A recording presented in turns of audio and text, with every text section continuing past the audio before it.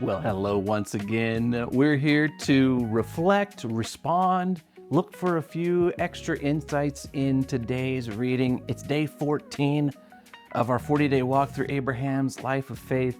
We're looking again at Genesis 16, 6b through 16. We talked about my green, yellow, and reds for today. I'm sure hope at least you've had a chance to add yours as well. And now let's dive into a few more reflections about today. Which is kind of the whole point behind it. Today, I think we've got something really encouraging and a little juicy tidbit as well. So let's start with one of these juicy tidbits. What events in today's episode signal that Ishmael's birth is somehow special? I'm going somewhere with this, all right? Now, and if you're familiar with the Bible story, you know that this happens, right? I mean, some characters in the story really are kind of marked out for something special.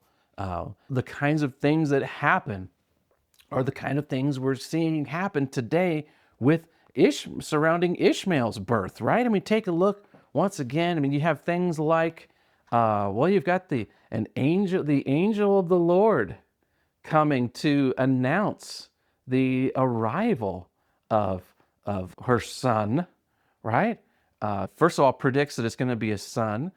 The angel right here also gives her direction on how to name him, right? He gets a name, Ishmael, which of course means God hears.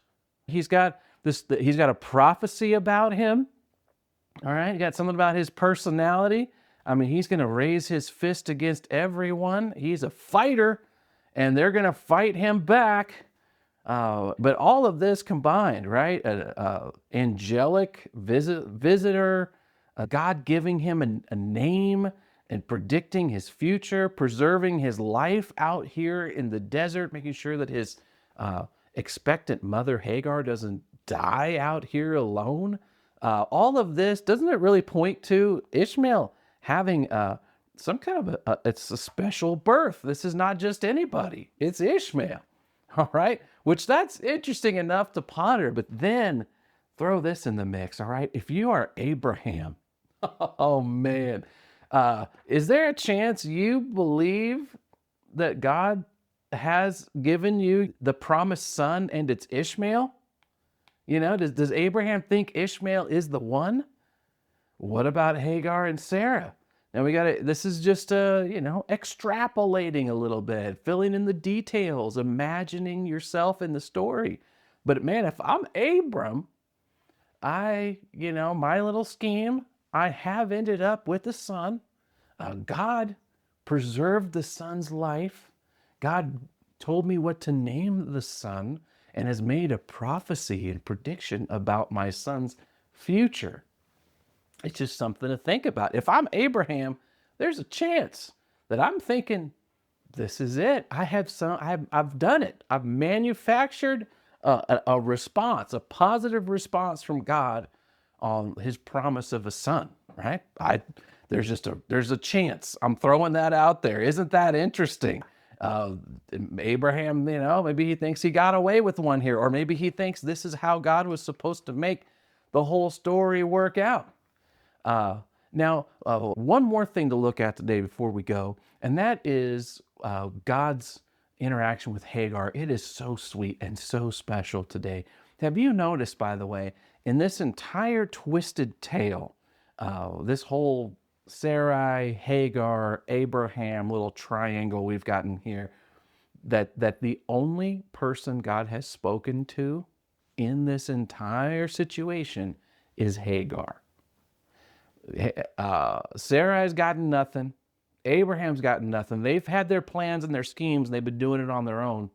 But Hagar's the one that God's speaking to here, and it's just worth noticing, right? His tone with her. What's God's tone?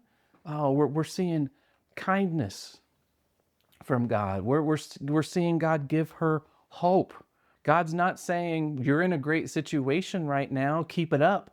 No, he's not saying it's okay that you're enslaved and Abraham got you pregnant and you didn't have a choice about all of this.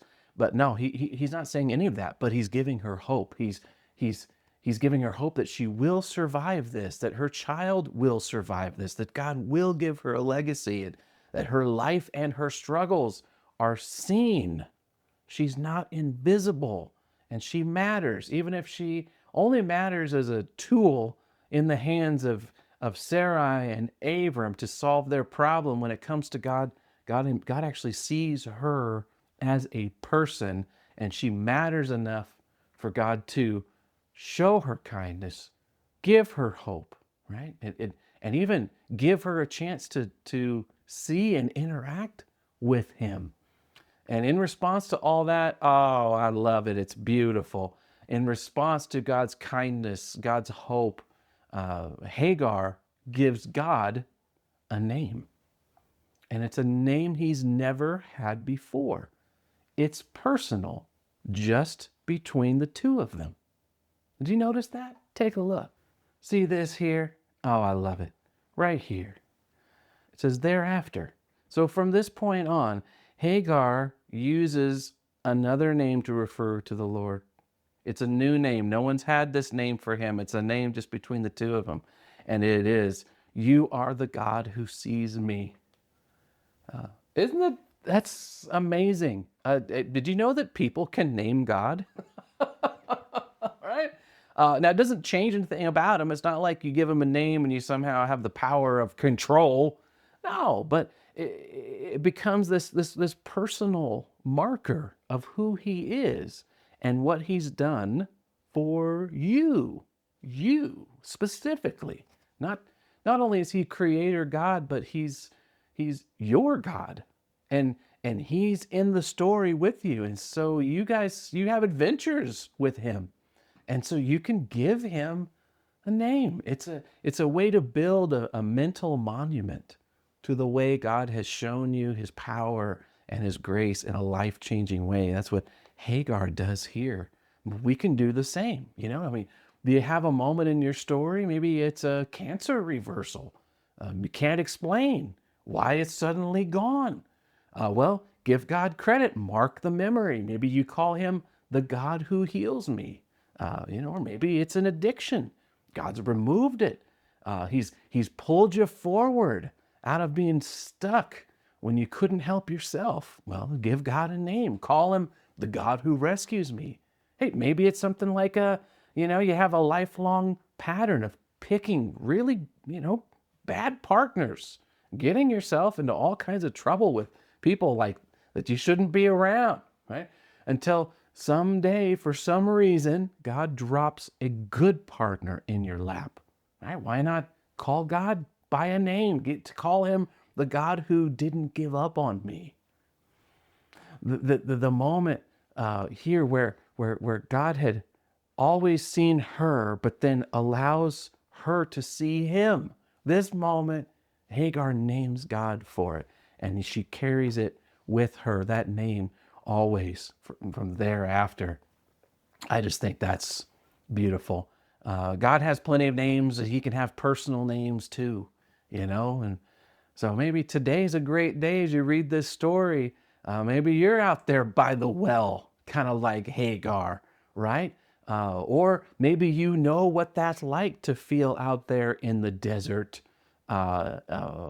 helpless, vulnerable, and God came through for you. Well, today's a great day to, celebrate it. Spend some time and replay those moments of God's goodness in your life. And then if you haven't already, pull a page from Hagar's story and give God a name. Isn't that amazing? Imagine God has a name that's so personal that only you can give it to him. And you know what? I think he likes that. I think he enjoys that name. And here's the thing.